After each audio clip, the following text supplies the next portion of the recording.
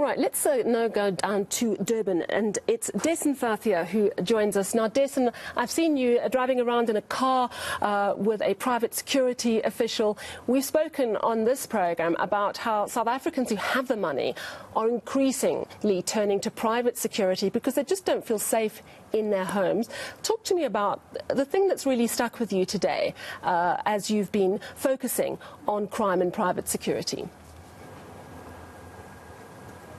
I've been trying to look at the different angles because we have to acknowledge that crime and criminals have progressed. I mean, gone are the days of where you have an incident at your home and all you could do is just phone the SAPS and then wait for that process to play out. Things are moving a lot faster now. There is more that is needed from residents, and we've tried to cover all of those angles. Some of the options that they have in their neighborhoods, they're putting up boom gates, they're putting up CCTV cameras, electric fences, gates, whatever they can possibly afford. That's what they're doing to keep the criminals out.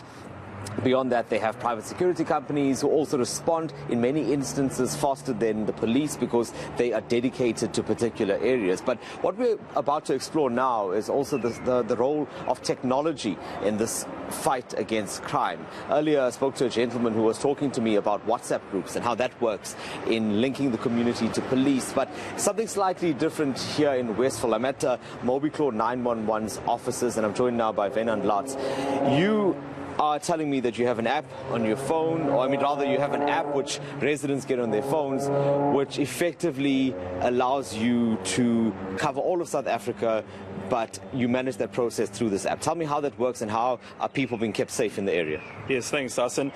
It's like you say, technology is so advanced, it can assist us in any way possible by fighting crime or getting medical support to a certain person. Mobiclaw took the initiative to create its own dedicated app where a person, just by simply pressing a panic app button on your phone or on the device, we can summon any form of assistance to your location anywhere in the country, anywhere in South Africa, whether you're in Pofaddersdorp, here in Durban, medical, fire, criminal emergencies, we can get help to you as soon as possible. And thanks to the technology that was designed. And I think the key feature then is the coordination, because it's obvious that, I mean, you can't possibly have staff across the country, but your role is more of a coordination one, isn't it?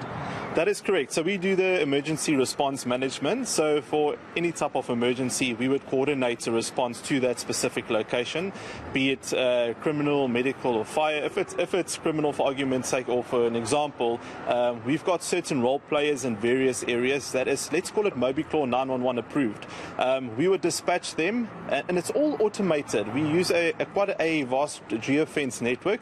So you press your panic in a certain area, automatically with our approval, we will activate role players that is nearest to you, and they will essentially come racing to your assistance. I've been hearing a lot about how these types of initiatives must work hand in hand with the SAPS. I see some of you guys are going out now. So it's meant to basically bolster the SAPS's efforts and not work against them in any case. How does all of this work? I mean, do you actually have genuine success stories where through doing this, residents have genuinely found themselves being safer?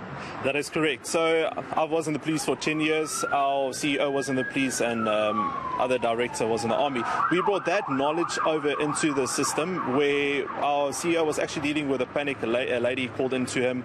It was odd hours of the morning, 3 o'clock in the morning, and he took the phone call, started talking to her, and something just didn't sound right to our director.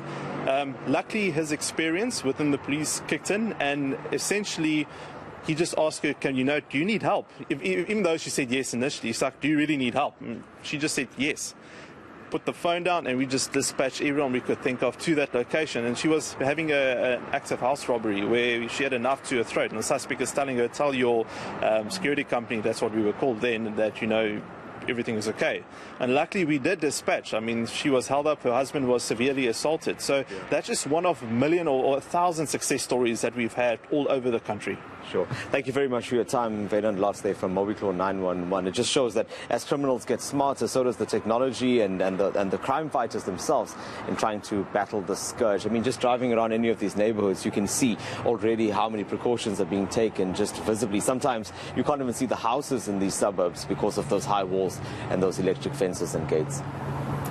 Yeah, that is certainly very true. And again, it makes the point that if you have the means and you're lucky enough to be able to afford private security, you can guarantee some measure of safety in this country. But for the broad majority of South Africans, it's simply not an option. Thank you so much, Dasen Thathiah in Durban.